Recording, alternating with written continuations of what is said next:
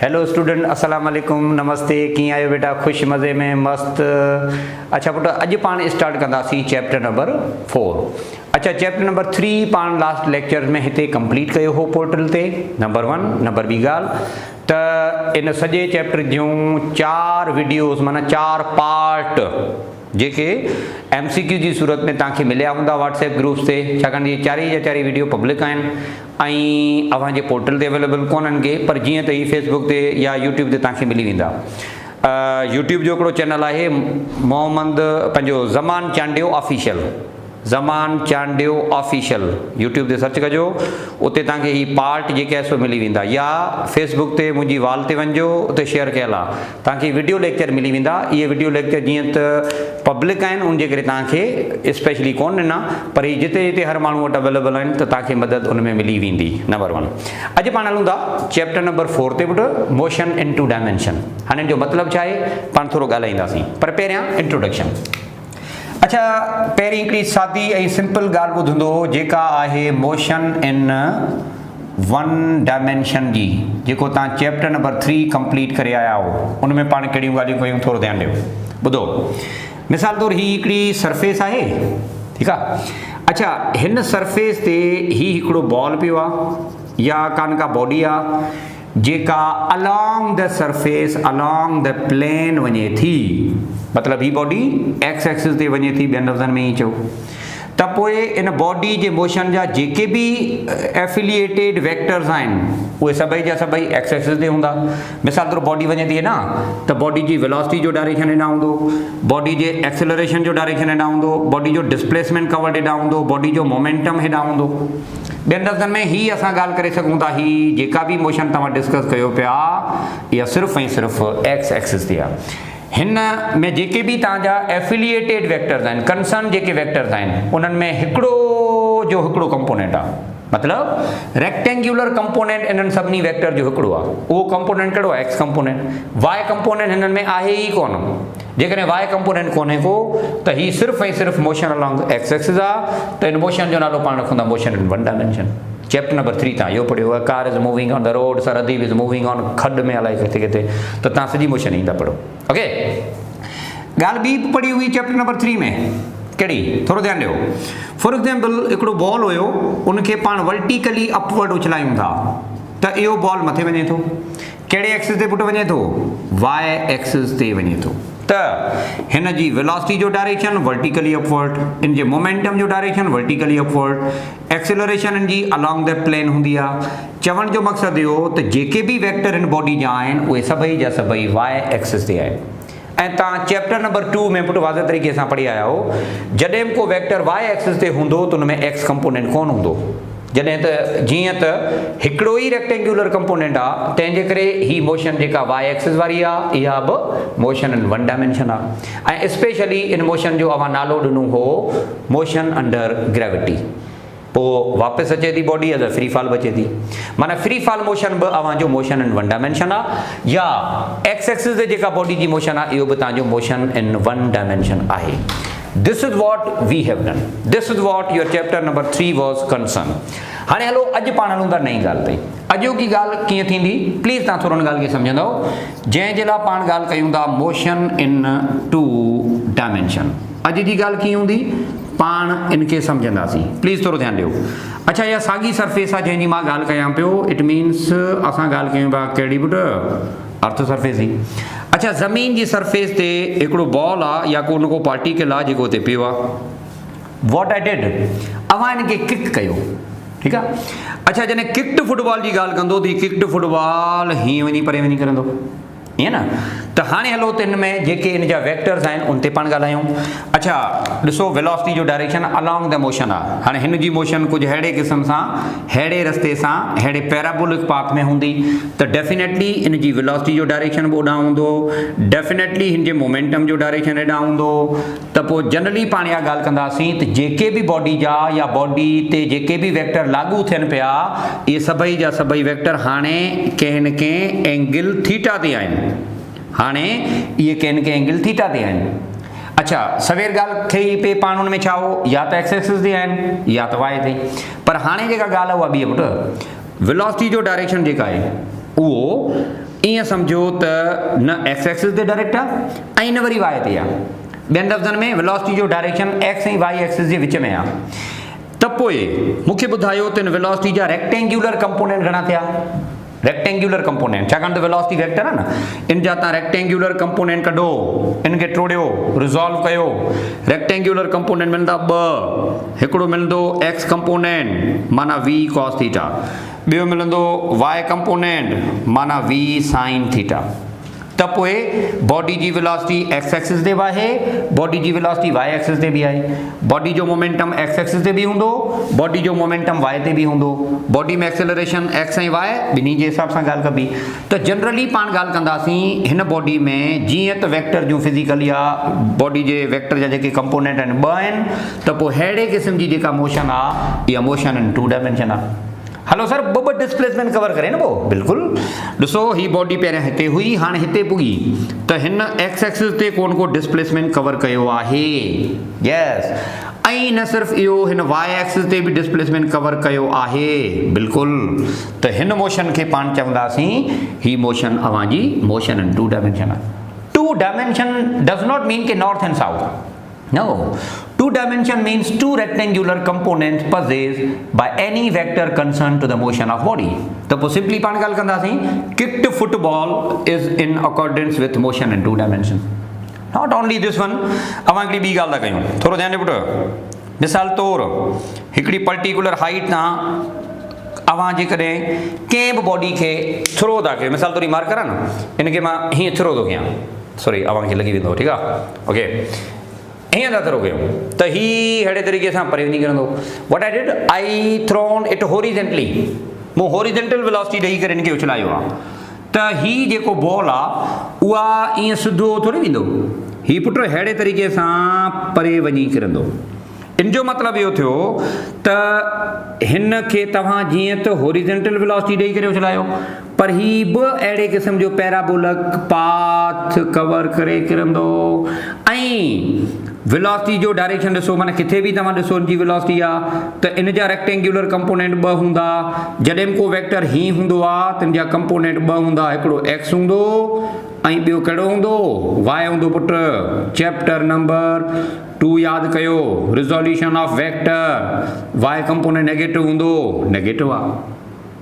Okay, ही body जेका अवां हिकिड़ी हाइट तां हॉरिजेंटली थ्रो कई आहे, but it is in accordance with 2 component, the motion is 2 dimension. So everything thrown horizontally at certain height is motion in 2 dimension. Anything kicked in this way, motion in 2 dimension. अच्छा, jumping कयो था, अवां जेको ट्रिपो ॾियो था, jumping के तो long jump, motion in 2 dimension. हिकिड़ी हाइट ते बीह करे, दीवार ते बीह करे, मिसाल तौरु तव्हां हिकिड़ी दीवार आहे उन ते बीठा आहियो, उतां अवां ट्रिपो था ॾियो ख़ुदि खे ख़ुशि करण जे लाइ, ख़ुदि खे ख़ुशि करण जे लाइ जेको ट्रिपो ॾिबो आहे न, उनजी ॻाल्हि थो कयां, आई एम सॉरी, ईअं मिड़े कॉम्पिटिशन जे लाइ, ठीकु आहे, त पोइ तव्हां हीअं परे वञी किरो था, ठीकु आहे, त पोइ हीअ मोशन ई थी। So all the motion in which we follow a parabolic path like that or like that, such kind of motion would be motion in 2 dimension. Number 1. Even this can also be done for circle as well. हिकिड़ी ॿी ॻाल्हि कयूं था, मिसाल तौरु हिकिड़ो circle आहे, ॿुधो पुटु, तव्हां हिकिड़ी बॉडी आहे उनखे हीअं गोल गोल घुमायो, ठीकु आहे। अच्छा, सर्किल में बि इहा साॻी ॻाल्हि थींदी। जॾहिं का बॉडी हले थी, मिसाल तौरु बॉडी न बि हले त बॉडी जी वेलोसिटी हीअ आहे वी, इन जा कंपोनेंट 2, अच्छा हिकिड़ो एक्स कंपोनेंट हूंदो, ॿियो जो वाई कंपोनेंट हूंदो, ॾिसो था। वरी तव्हां हिते जेकॾहिं रिज़ॉल्व कयो वेलोसिटी खे त बि साॻी ॻाल्हि, हिकिड़ो एक्स कंपोनेंट हूंदो, ॿियो वाई हूंदो। अवां किथे बि रिज़ॉल्व कयो, हिते रिज़ॉल्व कयो, हिकिड़ो एक्स कंपोनेंट हूंदो, ॿियो वाई हूंदो। पुट मुंहिंजा बॉडी जी वेलोसिटी जा रेक्टेंगुलर कंपोनेंट हिते बि ॿ। त circular motion is also called as motion in 2 dimension. This throwing, to throw anything thrown in air, this is also one of the example of motion in 2 dimension. The motion in 2 dimension very simple, एडी motion जंहिंमें body at a time ॿिनि axis में हले, X axis ऐं Y axis में हले। Body जा जेके पैरामीटर्स आहिनि उहे एक्स एक्सिस ऐं वाई एक्सिस ॿिन्ही में हुजनि। Such kind of motion of body is called as motion in 2 dimension. That's it, very simple definition ॾाढी सादी। The motion of body in 2 dimension such that it move along x axis as well as along y axis, this motion is called as motion in 2 dimension. ॻाल्हि ख़तमु, that's it. Okay, हाणे वरी हेॾां अचो, एंगोबिया हिन चो हिन में जेका अवां ॻाल्हि कयो था, छाकाणि असां ॻाल्हियूं कयूं ॿ, एनीथिंग थ्रोन ऐं ॿी पाण ॻाल्हि कई आहे ही जंहिंखे पाण चवंदा सर्किल, ॿिन्ही ते ॻाल्हायूं था। एनीथिंग थ्रोन इन एयर, कंहिं बि एंगल ते तव्हां जेका थ्रो कई आहे इहा बि 2 डायमेंशनल आहे। एनीथिंग इन सर्क्यूलर मोशन, इहा बि 2 डायमेंशनल आहे, इहा ॻाल्हि ध्यान में रखो। अच्छा, हिन में पाण कयो छा, इन बॉडी खे, इन बॉल खे असां थ्रो कयो आहे, टू थ्रो, ठीकु आहे। थ्रो लफ़्ज़ थोरो पुराणो आहे, मुंहिंजी बड़ी थोरी कुझु अंग्रेज़ी जेकॾहिं मूं पढ़ी उते ख़बर पई त थ्रो जी जॻह ते अवां लफ़्ज़ प्रोजेक्ट यूज़ करे सघो था, to project, to throw. Okay, त इन मोशन जो नालो पियो प्रोजेक्टाइल मोशन। कहिड़ो नालो पियो? Projectile motion. ऐं जेकॾहिं बॉडी हिकिड़े कंप्लीट सर्किल में कवर करे थी त पोइ इन मोशन जो नालो रखंदासीं पाण सर्क्यूलर।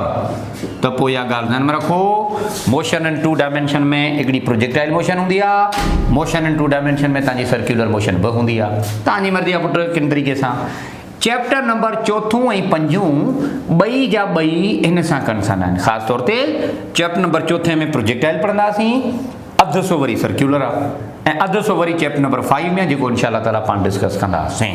ओके, सो हाणे सभ खां पहिरीं पाण बिस्मिल्लाह कंदासीं, शुरूआत कंदासीं छाजी, मोशन इन 2 डायमेंशन जो हिकिड़ो स्पेशल टाइप जंहिंखे पाण चवंदा प्रोजेक्टाइल मोशन। त हाणे हलो, प्रोजेक्टाइल मोशन आहे छा, प्रोजेक्टाइल मोशन जूं कंडीशंस कहिड़ियूं, प्रोजेक्टाइल मोशन जी डेफिनेशन कहिड़ी। अॼु पाण डेफिनेशन प्रोजेक्टाइल मोशन जी कवर कंदासीं। ओके, तमामु सिंपल आहे पर इनखे तव्हां सम्झण जी कोशिशि कजो। ओके, सो प्रोजेक्टाइल मोशन आहे छा, प्रोजेक्टाइल मोशन जी डेफिनेशन कहिड़ी आहे, अचूं था इन जी डेफिनेशन ते। इन जी डेफिनेशन मां हिकिड़े पर्टिकुलर एग्जाम्पल सां सम्झाईंदुमि एंड प्लीज़ बी हियर, हिते रहिजो।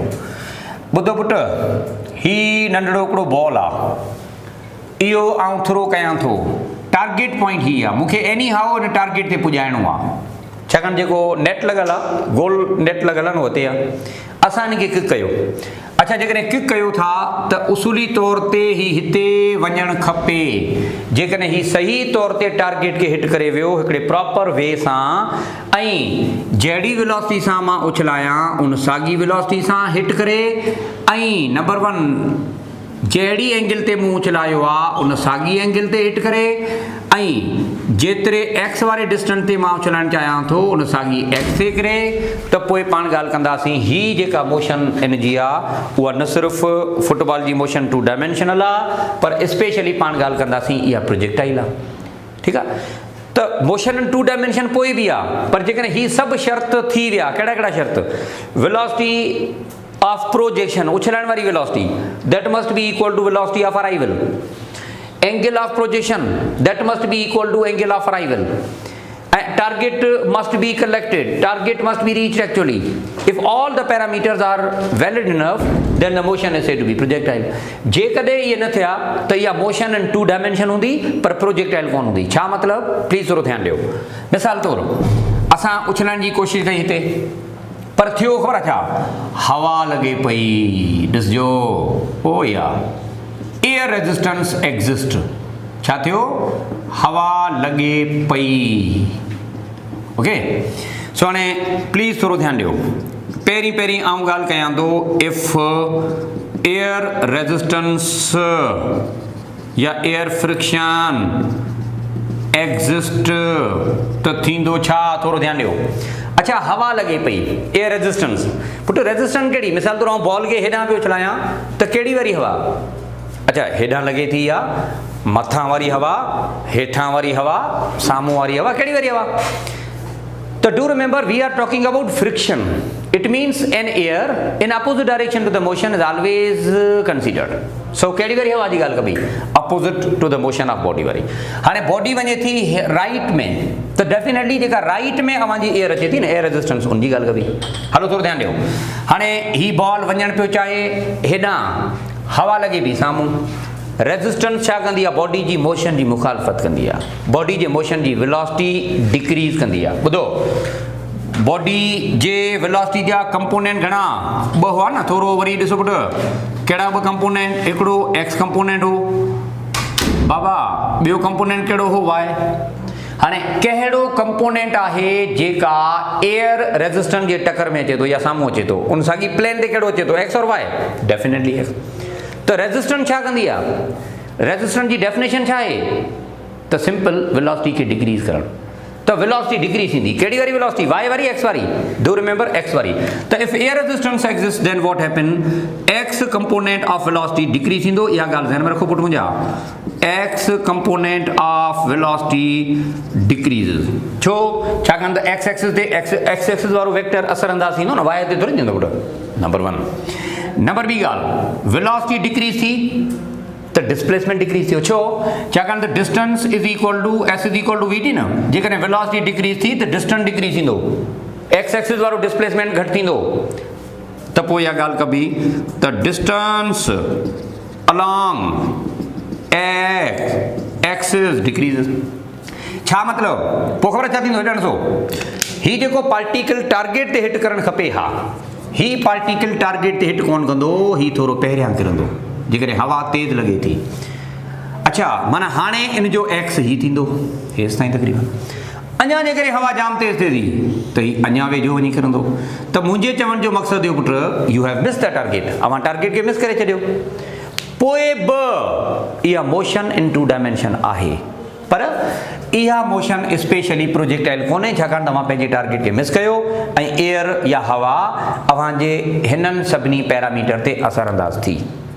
मां वरी रिपीट कंदुमि, in the presence of air X component of velocity decreases, ॿियनि लफ़्ज़नि में कयो चेंज थींदो।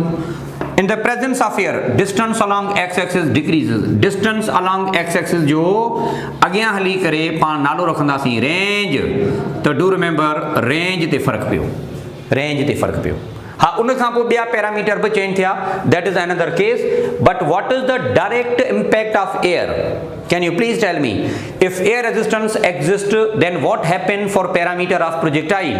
So do remember only x component of velocity changes, horizontal range of projectile changes. So in accordance to both of these parameters, the projectile is not launched or it has not arrived at the position where we want to throw. It will surely miss the target here, na? Target miss थींदो, कम जो ही न थियो simply। त पहिरियों ऐं बुनियादी उसूल इहो आहे हिन मोशन जो, कहिड़ो, हवा न हुजणु खपे, जेकॾहिं हूंदी त कहिड़ो बि सीन थी सघे थो। त पहिरियों ऐं बुनियादी पुट उसूल इन जो इहो आहे त air resistance must be zero, air friction न हुजे, जेकॾहिं हूंदी त कुझु बि थी सघे थो। अच्छा, एयर फ्रिक्शन जेकॾहिं ज़ीरो हूंदी त इन जो मतिलबु इहो थियो, हैंस एक्स कंपोनेंट ऑफ वेलोसिटी, तंहिंजे करे चई सघिजे थो X component of velocity is constant. पुट, जॾहिं फोर्स ई न हुजे त वेलोसिटी यूनिफॉर्म थींदी, जॾहिं फोर्स ई न हुजे त एक्सेलरेशन ज़ीरो, एक्सेलरेशन ज़ीरो माना वेलोसिटी सेम। कहिड़े एक्सिस वारी एक्सेलरेशन ज़ीरो जी ॻाल्हि कयो पिया, एक्स एक्सिस वारी, त definitely x component of velocity remain same, माना हितां खां हेसि ताईं एक्स एक्सिस वारी वेलोसिटी जिते जिते साॻी हूंदी, जहिड़ी एक्स वारी वेलोसिटी हिते हुई, जहिड़ी एक्स वारी वेलोसिटी हिते हूंदी, साॻी एक्स एक्सिस वारी वेलोसिटी हिते हूंदी, ऐं जॾहिं ही बॉल ज़मीन ते स्ट्राइक कंदो x component of velocity remain same through out this motion. पहिरीं ॻाल्हि इहा, ठीकु आहे। त प्रोजेक्टाइल मोशन में एक्स कंपोनेंट ऑफ वेलोसिटी छा हुजणु खपे, सेम। छो सेम हुजणु खपे, त जीअं असां टारगेट खे हिट करे सघूं, ऐं इहो सेम कीअं करे सघिजे थो, हवा जो अमल दख़ल नेग्लिजिबल हुजे, पहिरीं ॻाल्हि इहा। ओके, नंबर ॿी ॻाल्हि, नंबर 2। अच्छा, फॉर एग्जाम्पल पाण इन बॉल खे मथे उछलायो, थोरो प्लीज़ ध्यानु ॾिजो, ठीकु आहे। अच्छा, ही बॉल इलाही मथे वियो, मिसाल तौरु अवां किक कई आहे हिकिड़ी एंगल ते, जो ही बॉल इलाही मथे वियो, इलाही मथे वियो जो मतिलबु आहे मिसाल तौरु पाण चवंदा 2 किलोमीटर मथे वियो, एतिरो बहरहाल वञी कोन थो सघे, पर मिसाइल जी ॻाल्हि कयूं, जेको 5000 मीटर मथे वियो, 5 किलोमीटर मथे वियो या 10 किलोमीटर मथे वियो, त पुटु पाण अॻियां हली पढ़ंदासीं। ऐं डेफिनेटली तव्हां कोचिंग क्लासिस में पढ़ियो हूंदो त मथे वञण सां ग्रेविटेशनल एक्सेलरेशन या ज़मीन जी जेका ग्रेविटी आहे उहा डिक्रीज़ थींदी आहे। ऐं जेकॾहिं ग्रेविटी डिक्रीज़ थी मथे वञण सां त पोइ डाउनवर्ड पुल बि घटिबी। अच्छा, एक्सेलरेशन जी डेफिनेशन छा आहे? Change in velocity. जेकॾहिं मथे वञण सां चेंज इन वेलोसिटी अलॻि आहे त ज़ारा हेठि अचण सां चेंज इन वेलोसिटी अलॻि हूंदी। इन जो मतिलबु इहो थियो त थी सघे थो पोइ बि तव्हां टारगेट खे मिस करे वञो, छाकाणि त रुॻो हवा जे करे तव्हां टारगेट खे मिस कोन था करे सघो। The action of gravity is also important. मतलब you do not throw anybody in air so that it cover the height in terms of kilometer. एडी वडी height ते न उछलायो। If you do so, you will surely miss the target. Do remember. So you are not supposed to throw it at the maximum height in terms of kilometer. एडी वडी height ते न उछलायो बेटा, हिकिड़ी सिंपल height ते उछलायो ना। तो do remember, height एडी वडी न रखो। जेकॾहिं रखंदो त जी जो वैल्यू अलॻि हूंदो। जी माना छा? एक्सेलरेशन। एक्सेलरेशन माना छा? Change in velocity. पोइ चेंज इन वेलोसिटी असेंडिंग वारी, चेंज इन वेलोसिटी डिसेंडिंग वारी अलॻि हूंदी। And in this way you can miss the target as well. Target वरी बि मिस थियो, माना इहो बि कम जो न थियो। त पोइ ही सर छा कजे? छा था चवणु चाहियो? पुटु मां इहो थो चवणु चाहियां त ही बॉडी एतिरो मथे उछलायो जो जी जो वैल्यू 9.8 ही हुजे।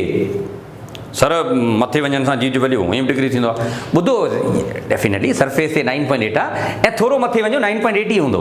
एॾो को ज़्यादा चेंज थोरी थींदो आहे। हा, इलाही मथे वेंदो पोइ चेंज थींदो। त आई सिंपली से कि do not project any body in air to maximum height in terms of kilometre. Please don't throw. ईअं न थ्रो कयो। हिकिड़ी सिंपल नॉमिनल हाइट ते थ्रो कयो। केतिरी हाइट ताईं? जेतिरी हाइट ताईं जी जो वैल्यू 9.8 मीटर पर सेकेंड आहे। न त कुझु बि थी सघे थो। त ॿी कंडीशन ही आहे पुटु, कहिड़ी? त the acceleration due to gravity must remain constant throughout motion.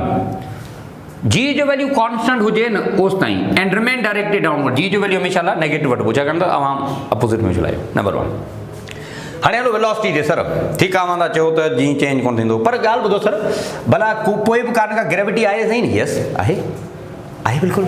Okay, त पोइ हाणे हिन ते पाण थोरो ॻाल्हाईंदासीं। प्लीज़ तव्हां थोरो ध्यानु ॾींदो। ॿुधो पुटु, जॾहिं अवां मथे उछलायो आहे त हिते वेलोसिटी वाई वारी वधीक हुई। जी बॉडी मथे वेंदी आहे त पाण पढ़ियो आहे चैप्टर नंबर 3 में मोशन अंडर ग्रेविटी में, त मथे वञण सां बॉडी स्लो थींदी आहे। पढ़ियो थो न? ऐं बॉडी जॾहिं स्लो थींदी त वेलोसिटी घटिबी, माना वाई कंपोनेंट वेलोसिटी जो डिक्रीज़ थींदो। पहिरियां एरो मूं वॾो ठाहियो आहे, हाणे एरो थोरो नंढो ठाहियो। अञा मथे वेंदो, अञा घटिबो, अञा मथे वेंदो, अञा घटिबो। ही हिकिड़ी मैक्सिमम हाइट या हिकिड़ी पर्टिकुलर हाइट ताईं मथे वञे थो, उनखां मथे कोन वेंदो। उहा आहे मैक्सिमम हाइट। सर इन जो नालो तव्हां मैक्सिमम हाइट छो था रखो पुटु? मुंहिंजा बेटा ॻाल्हि ॿुधो, हाइट ही बि त आहे न, हाइट ही बि आहे न बाबा, हाइट ही सभई आहिनि, पर हिकिड़ी उहा हाइट आहे जंहिंखे पाण चवंदा मैक्सिमम हाइट। त डू रिमेंबर, मैक्सिमम हाइट इहा ई आहे। इतां खां मथे डिस्प्लेसमेंट कवर वधीक कोन थींदो। कहिड़े एक्सिस ते? इतां खां मथे डिस्प्लेसमेंट कवर कोन थींदो, वाई एक्सिस ते। जॾहिं वाई एक्सिस ते वधीक डिस्प्लेसमेंट कवर ही न थियो त पोइ rate of change of displacement is called as velocity 0 थी न पुटु। त पोइ मैक्सिमम हाइट ते वाई वारी वेलोसिटी 0 हूंदी।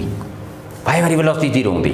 मां वरी ॿुधायां थो, जी मथे वञे थो त स्लो थियो बॉल, त वाई एक्सिस ते स्लो थियो न, त वाई वारी वेलोसिटी घटिबी। मैक्सिमम हाइट ते वाई वारी वेलोसिटी 0 थी, छाकाणि त उनखां पोइ ही मथे वञे ई कोन थो। But on the way down जॾहिं ही हेठि अचे थो त ही तेज़ थींदो आहे। जीअं हेठि अचे थो तेज़ थींदो। कहिड़े एक्सिस ते? नेगेटिव वाई ते अचे थो। जेकॾहिं नेगेटिव वाई ते अचे थो न त वाई वारी वेलोसिटी डिसेंडिंग महिल इंक्रीज थियणु खपे, छाकाणि त ग्रेविटी जे सेम डायरेक्शन में अचे थो त वेलोसिटी वधंदी न।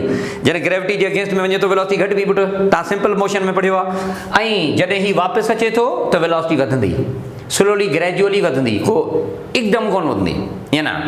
अच्छा y वारी वेलोसिटी थोड़ी वधी पर माइनस में आ, सरो माइनस में छो था ॾियो पुट, because it is moving along the negative y plane. अञा थोरो हेठि अचे अञा वधंदी, अञा थोरो हेठि अचे अञा वधंदी। जॾहिं ही स्ट्राइक करण वारी हूंदी बॉडी एग्जैक्टली उन साॻी पोजीशन तां जे लेवल तां तव्हां उछलायो, मां कोन थो चवां वापसि ईंदी, माना उन साॻी इक्वल लेवल ते जॾहिं स्ट्राइक कंदी त y वारी वेलोसिटी इन जी उहा साॻी हूंदी जंहिं y वारी वेलोसिटी सां तव्हां इनखे मथे उछलायो हुयो। इन जो मतिलबु इहो थियो त मां इहा ॻाल्हि कोन कई आहे त बाबा ग्रेविटी जेकॾहिं सेम हूंदी त वेलोसिटी सेम हूंदी। नो पुट, एक्सेलरेशन पोइ बि आहे पर कॉन्स्टेंट आहे। जेकॾहिं एक्सेलरेशन कॉन्स्टेंट आहे त velocity changes at equal rate. Velocity changes at equal rate माना असेंडिंग में जेतिरे अंदाज़ में डिक्रीज़ थींदी, डिसेंडिंग में साॻे अंदाज़ सां इंक्रीज़ थींदी। Increase and decrease exist at equal rate. It means body takes equal time to ascend and descend. If it takes 5 seconds to reach at the maximum height, it will surely descend for that particular interval. So ascending and descending times are always said to be equal. Kedi symmetry and meaning ji na, ascending and descending. They both are exactly mirror images of each other. Those parameters are applicable for ascending, these are exactly applicable for the descending as well. ठीक है थियो। हलो टियों condition करो sir, इन जो मतलब छा थियो त y कंपोनेंट चेंज थे पियो बहरहाल। ओके हलो टियों कंडीशन करो, ही इंटरेस्टिंग आहे, थोरो ध्यानु ॾियो। ॿुधो ही आहे अर्थ वा ज़मीन, हिते असांजो प्यारो पाकिस्तान, ठीकु। असां छा था कयूं, कंहिं ॿिए कंट्री जी ॻाल्हि था कयूं। कोई बि XYZ हिकिड़ो इलाइक़ो आहे, समुंड आहे, भला असां कंहिंजा दुश्मन न आहियूं, हिकिड़ो समुंड आहे, असां पंहिंजे मिज़ाइल जो तजुर्बो कयूं था ऐं असां उछलायूं था थी केतिरो मथे वञी सघे थो ऐं टारगेट ते पुॼे थो या न, या असां ही मिज़ाइल जो तजुर्बो कयो आहे हिकिड़े हंधि खां ॿिए हंधि ताईं, ठीकु पुट।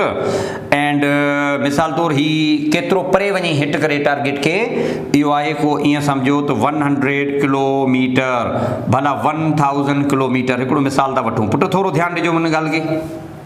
अच्छा हाणे थींदो छा ख़बर आहे, ही इनिशियल पोजीशन आहे जितां पाण खे उछलाइणो आहे ए। अच्छा ही फाइनल पोजीशन आहे जेका टारगेट आहे, टारगेट किथे आहे, समुंड में आहे। तव्हां इन मिज़ाइल जी टेस्टिंग करणु चाहियो था, तव्हां छा कयो, उछलाइणो पवंदो, त डेफिनेटली तव्हांखे ॿुधायो वेंदो त भाऊ इन एंगल ते उछलाइजो, हिन वेलोसिटी सां उछलाइजो, त आसानी सां तव्हां टारगेट खे हिट करे सघो था। ॻाल्हि ईअं थींदी न, पर उते हिकिड़ो तव्हां जहिड़ो हिकिड़ो जेको आहे सो स्टूडेंट वेठो हुयो, ठीकु आहे। अच्छा उन चयो यार एॾो मसलो ई न आहे, रुगो बटन हणणो आहे न, ॻाल्हि ख़तमु। ओके उनखे असां इहो चयो यार ॻाल्हि ॿुधां, वेलोसिटी ऑफ प्रोजेक्शन माना उछलण वारी वेलोसिटी हेतिरी रखजां मीटर पर सेकेंड। अच्छा हितां खां हेसि ताईं जेको टोटल टाइम लॻे थो उनखे स्ट्राइक करण में, उहो 10 सेकेंड लॻे, माना 10 सेकेंड में इहो हिट करे टारगेट खे, वेलोसिटी रखिजो। अच्छा एंगल फलाणी रखिजो। हाणे अव्हां छा कयो, माना तव्हां खां हिकिड़ी नंढी ग़लती थी, कहिड़ी, तव्हां अलाए छा कहिड़ी परेशानी में हुयो, एंट्री टेस्ट जी परेशानी हुई, तव्हांखे अलाए कहिड़ी परेशानी हुई, तव्हां खां इहो जेको वैल्यू आहे न इहो सेकेंड में डिफाइन करणु विसरी वियो। छाकाणि त हीअ मशीन गन हूंदी आहे, उन में असां वैल्यू पुट कंदा आहियूं। जीअं कोन्हे पासवर्ड ID तव्हां ठाहींदा आहियो अॼुकल्ह, पासवर्ड कयो, इंटर कयो, ओके कयो, फलाणो ऑनलाइन फॉर्म भरियो हूंदो या असांजूं टेस्टूं वेस्टूं इहो, त हिते इहो डेटा घुरंदो आहे, असेंडिंग डिसेंडिंग टाइम, माना टोटल टाइम इन एयर घणो रखूं, 10 सेकेंड 10 करे, साम्हूं वरी सेकेंड खे प्रेस कजो, जीअं AM या PM हूंदो आहे, सेकेंड खे प्रेस कयो, पर तव्हांजो मथो ओॾी महिल को मग़ज़ फिरियल हो, अव्हां दॿे छा कयो, उन 10 सेकेंड जे बजाए हिते दॿे लिखी छॾियो 10 आवर। गलती थी वही, छोटी सी गलती, कौन सी वाली, instead of second you define an air, गलती है कही तव्हां। हाणे तव्हां छा कयो, हर शइ okay, 10 okay, sir okay, push on starts go now, तव्हां दॿे हिनखे थ्रो कयो। Can U imagine what happens now. 10 second जेको इंटरवल हुयो जंहिं ते हिट करणु खपे आहे, अव्हां छा कयो 10 कलाक जो हिनखे ड्यूरेशन ॾिनो आहे, मतलब the missile will remain in air for 10 hour. 5 कलाक मथे वञण में लॻाईंदो, 5 कलाक हेठि अचण में लॻाईंदो। हाणे थोरो ध्यानु ॾियो, मज़ो ॾिसो कहिड़ो। अच्छा जेको मिसाइल सिधो सिधो वञे हा 10 सेकेंड में पुॼे हा, जान छुटिया न, तव्हांजी नंढड़ी ग़लती जो ॾिसो छा थींदो, 5 कलाक मथे वञण में लॻाईंदो, 5 आवर, 5 कलाक हेठि अचण में लॻाईंदो। मिसाल तौरु थोरी देरि जे लाइ सम्झो तुंहिंजी मोशन पोइ बि ईअं हूंदी, हिकिड़ी ॻाल्हि लॻे। ऐं पोइ ॿुधो, तव्हांखे ख़बर आहे 5 कलाक जे ड्यूरेशन में या 5 आवर्स जे ड्यूरेशन में इहो ज़मीन बि रोटेट करे चुकी हूंदी। तव्हां जॾहिं थ्रो कयो न त तव्हांजो प्यारो पाकिस्तान, मुंहिंजो प्यारो पाकिस्तान, पाण सभिनी जो प्यारो पाकिस्तान हिते हो। अच्छा 5 कलाक हिकिड़ा, 5 कलाक ॿिया, इन 10 कलाकनि जे दौरान ज़मीन रोटेट करे चुकी हूंदी ऐं यू नो इट टेक्स 20 कलाकनि में अधु फेरो कवर करे चुकी हूंदी, ऑलमोस्ट 10 कलाकनि में अधु फेरो कवर करे चुकी हूंदी। इन जो मतिलबु इहो आहे त अधु रोटेशन ते हूंदो न, माना जॾहिं 10 कलाक थियण वारा हूंदा या जॾहिं हीउ मिसाइल वापसि अचण वारो हूंदो तॾहिं हीउ प्यारो पाकिस्तान पंहिंजो हिते किथे हूंदो, ईअं सम्झो थी समुंड हिते किथे हूंदो ऐं हे मिसाइल अची हिते किरंदो। पोइ माना ईअं सम्झो त को साउथ अफ्रीका या जेको ग़रीब मुल्क जंहिं ग़रीब जेको ॾोह ई कोन्हे को उनजे मथां वञी किरियो। इन जो मतिलबु again you miss the target, त डोंट डू सो, इन आहे करिणो। Don't initiate the time of projectile in air for long. एॾो वॾो टाइम उनखे न ॾियो। If you do so you will surely miss the target. पुट एॾे वॾे टाइम ते असां हवा में न आहियूं रखंदा। त थर्ड कंडीशन इहा ई आहे, कहिड़ी? त rotation of earth does not affect projectile. छा मतिलबु? अवां मस्ती न कजो, बाक़ी रोटेशन खे तव्हां बीहारे थोरे था सघो, पर अवां उन रोटेशन जे मुताबिक़ हलो। And you know rotation of earth असांखे प्रैक्टिकली इलाही कमु थी अचे। फॉर एग्जाम्पल अवां वञो था पाकिस्तान मां अमेरिका फॉर एग्जाम्पल, अच्छा ज़मीन घुमे थी हीअं, त उहो अमेरिका जेका आहे उहा तव्हांजे वेझो बि अचे पियो, तॾहिं बि तव्हांखे 20 कलाक लॻंदा। 20 कलाक जी फ्लाइट आहे, 22 कलाक जी फ्लाइट आहे फ्रॉम इस्लामाबाद और कराची टू न्यूयॉर्क। अच्छा जेकॾहिं ज़मीन न घुमंदड़ हुजे हा त यू नो ही डबल टाइम तव्हांजो थिए, माना 44 कलाकनि जी फ्लाइट थिए असांजी फ्लाइट, छाकाणि एॾो असांखे टाइम लॻे हा। ऐं इहा रोटेशन आहे जंहिंजे करे असांखे फ़ाइदो थियो। पर हिते असां ॻाल्हि था कयूं, do not introduce the projectile in air for long time. If you do so definitely it will not hit the target which is defined target. ॿिए कंहिं हंधि पराए घर में वञी किरंदो, त ईअं नाहे करिणो। त टियों ऐं बुनियादी शर्त कहिड़ो पुटु? थर्ड कंडीशन में कहिड़ी आहे बेटा? त the rotation of earth does not affect projectile. Projectile motion ते ज़मीन जो असर अंदाज़ न थियणु खपे। असां बीहारे कोन था सघूं, नेचुरल मोशन आहे, पर घटि में घटि अमाउंट जे मुताबिक़ त हलो। ही 3 कंडीशन जेकॾहिं वैलिड आहिनि, these are the condition for projectile. जेकॾहिं केरु पुछे त what are condition for projectile, condition for projectile कहिड़ियूं आहिनि? त 3 आहिनि। हवा न हुजणु खपे, ॿियो एॾो मथे वञायो, बॉडी खे हलायो जो जी जो वैल्यू कॉन्स्टेंट हुजे तेसि ताईं, ऐं रोटेशन ते असर अंदाज़ न हुजणु खपे। जेकॾहिं ही वेल कंडीशन आहिनि, believe me you can surely hit the target. अवां टारगेट ते पुॼी सघो था। The motion is said to be projectile. त हाणे प्रोजेक्टाइल मोशन जी डेफिनेशन थी वई, थोरो हेॾां ॾिसजो पुटु। The motion of a body in 2 dimension such that x component of its velocity is constant everywhere, but y component of its velocity changes continuously. This motion is called as projectile motion. हिन जी जेका definition आहे इहा हाणे clear थी, ठीकु आहे न? सो define projectile motion. हाणे सॼी जेका यकी ॾिनी पई सिर्फ़ु इन जी डेफिनेशन लिखण जे लाइ, त रटो न the x component remain same. Why this is so? वट आर द कंडीशन एक्चुअली? छाजे लाइ असां इहो एक्स कंपोनेंट खे रिमेन सेम करण जी कोशिशि कयूं था? त ही नंढियूं ॻाल्हियूं तव्हांखे डिस्कस कयूं। Okay, come to the next. ॿुधो, थोरो एब्रीविएशन मां ॿुधाए वञा पुटु। हिन में जेके साइन कन्वेंशन असांखे यूज़ करणी आहे उहा कहिड़ी? आमतौर ते पाण वेलोसिटी खे वी सां शोध कयूं था न, पर हिते पाण थोरो हिकिड़ी नई ॻाल्हि कंदासीं। कहिड़ी? V not. सरे नॉट छा आहे मिड़े? हिकिड़ी एब्रीविएशन, हिकिड़ी निशानी आहे, ठीकु आहे? अच्छा, त पोइ एक्स कंपोनेंट जो छा लिखंदासीं पाण? वी नॉट एक्स लिखंदासीं। वाई कंपोनेंट पाण छा लिखंदासीं? इन जो वी नॉट वाई लिखंदासीं। एक्स कंपोनेंट माना वी नॉट कॉस थीटा लिखंदासीं। वाई कंपोनेंट माना छा? वी नॉट साइन थीटा लिखंदासीं सिंपली। एक्स कंपोनेंट जिते जिते रिमेन सेम माना v naught X remain same. Maximum height ते v naught X remain same, हेॾां बि v naught X remain same, ऐं हेॾां बि v naught X remain same. Y component मथे वञण सां डिक्रीज़ थियो, थोरो मथे वञो घटि थियो। मैक्सिमम हाइट ते वाई कंपोनेंट 0 थियो। हाइट मैक्सिमम इहा ई आहे। हाइट त ॿियूं बि खोड़, पर ही उहा हाइट आहे जंहिंखे पाण चवंदा मैक्सिमम हाइट। अच्छा, जॾहिं ही डिसेंड कंदो त ही वापस नेगेटिव वाई ते ईंदो त वेलोसिटी अलॉन्ग द मोशन आहे, नेगेटिव वाई माना minus V naught Y.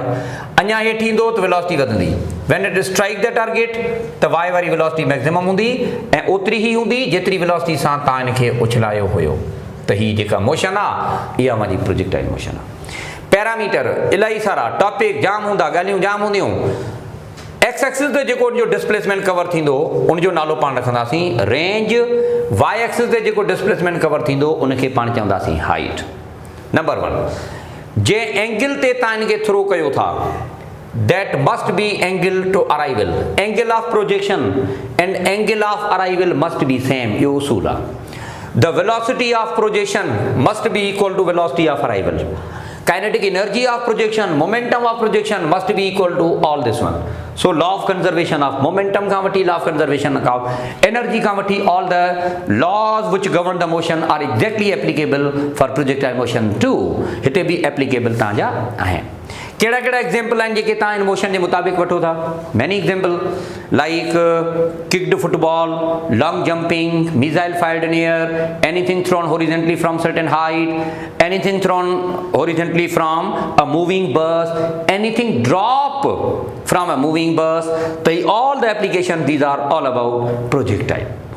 Ascending जॾहिं थींदी आहे जी या जॾहिं मथे वेंदो आहे त ही स्लो थींदो आहे। डिसेंडिंग जॾहिं इनजी मोशन थींदी आहे त डिसेंडिंग जे दौरान पाण इहा सिंपली ॻाल्हि कंदासीं, डिसेंडिंग जे दौरान ही फास्ट थींदी आहे। जेतिरो टाइम इनखे असेंडिंग में लॻे थो लाज़मी तौर ते ओतिरो टाइम इनखे डिसेंडिंग में लॻे थो। So total time in air it would be t + t = 2t। ही पैरामीटर, ही ॻाल्हियूं पुट तव्हांजे साम्हूं मूं रखियूं। नंबर 1, अच्छा हिन मोशन जूं कंडीशन्स कढियूं, इहे बि तव्हांखे मिलियूं। जेकॾहिं इहे कंडीशन फेल थियनि ते छा थींदो? टारगेट मिस थींदो। Each and every possibility we have discussed to this introduction. ठीकु आहे, त प्रोजेक्टाइल मोशन जो इंट्रोडक्शन थी वियो। इंशाअल्लाह ताला अवांजे कमिंग लेक्चर में पाण हिनखे वधीक डीप ऐं डिटेल में खणंदासीं। चवंदा आहिनि त ॾाढो ॾुखियो टॉपिक आहे, पर सच पुछो तमामु ईज़ी आहे। Once you go through conceptually तमामु सिंपल टॉपिक आहे। So thank you very much बेटा, ख़ुशि रहो। Thank U.